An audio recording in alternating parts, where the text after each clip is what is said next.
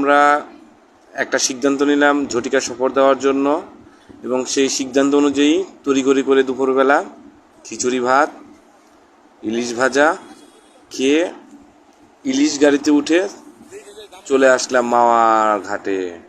সেখান থেকে এই তো দেখেন আপনারা কি সুন্দর ইলিশ, দেখে নিচ্ছি বড় ছোট বিভিন্ন সাইজের ইলিশ, দরদামও করতেছি। হ্যাঁ, মনে হচ্ছে ইলিশগুলো ভালো। এইখান থেকে আমাদের পরিবারের জন্য একটা ইলিশ নেওয়া যায়।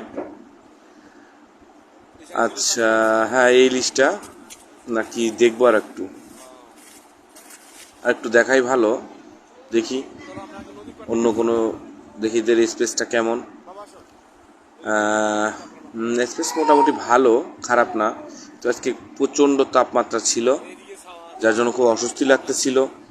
তারপরেও যেহেতু ঘুরতে আসছি, তাই আমরা সবাই মিলে ঘুরতেছি, দেখতেছি, আপনাদেরকে দেখাচ্ছি। দেখেন, যখনই মন খারাপ থাকবে তখনই ঘুরতে বেরিয়ে পড়ুন, দেখবেন সব কিছু ভালো লাগছে। হাঁটতে হাঁটতে চলে আসলাম একদম পদ্মা নদীর কাছে। অনেকেই বসে গরমের কারণে বাতাস খাচ্ছে। আমরা একটু ওই শিপে, জাহাজের যেই এটা আছে এখানে নাম